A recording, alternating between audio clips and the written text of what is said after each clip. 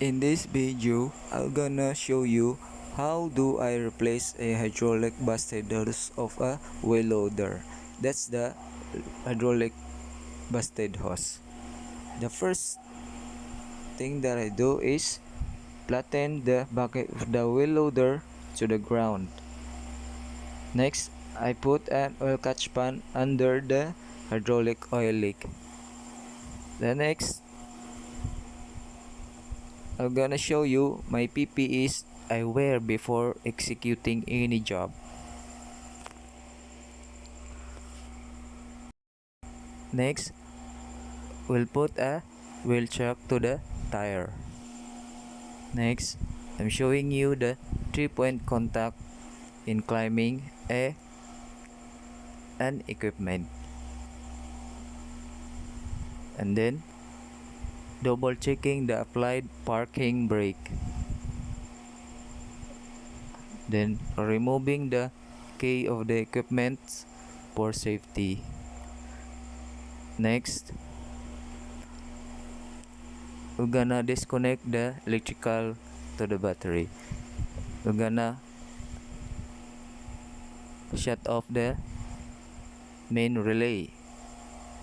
Then, remove the negative terminal of the battery.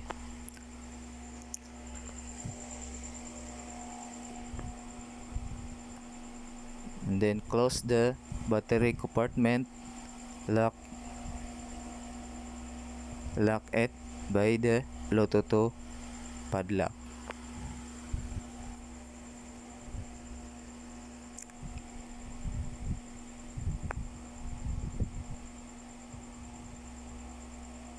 Next, we're gonna go to the hydraulic tank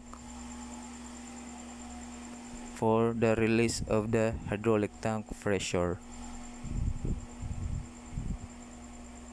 But it depends on the hydraulic tank type, breather type. Next, we'll put the articulation lock of the equipment to prevent any movement.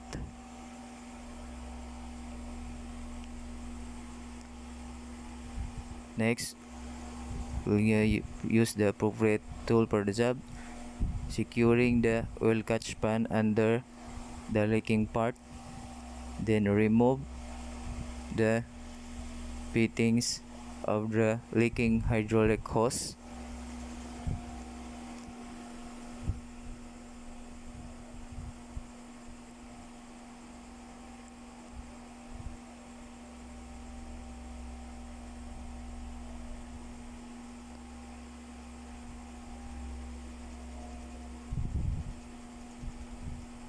Then removing the other end of the hydraulic hose.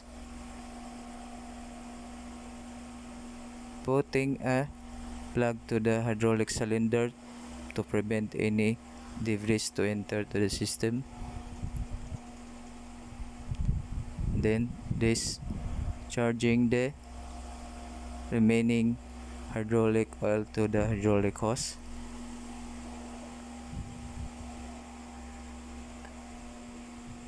And then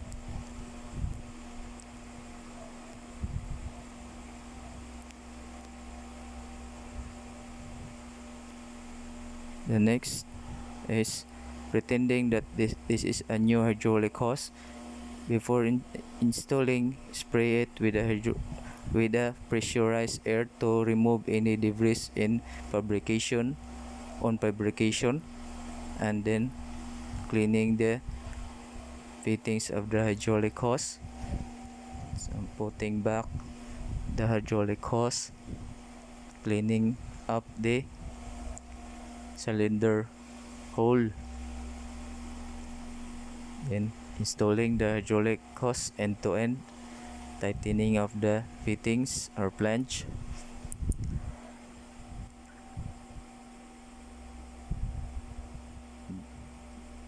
tightening of the other side of the flange of the hydraulic hose.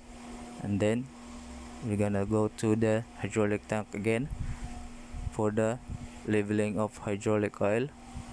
So 3-point contact again in climbing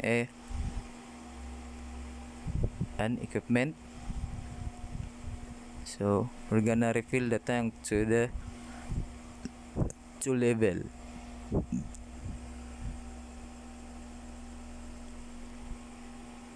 Then opening the tank cap.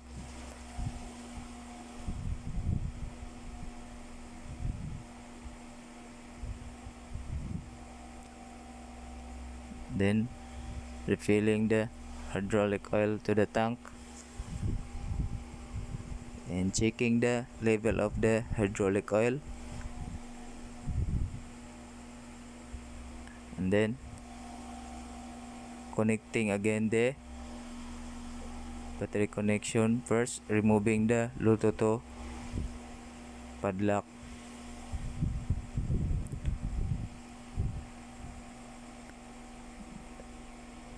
opening the battery compartment,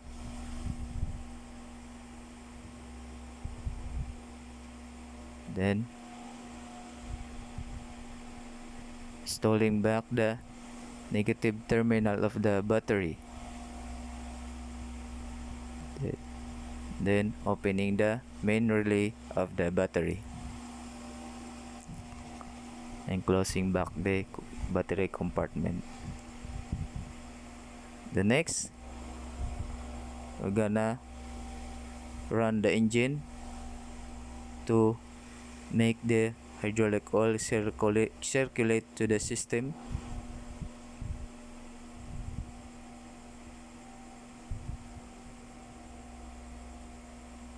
Then we're gonna double check the new installed hydraulic hose. Then the last, removing the articulation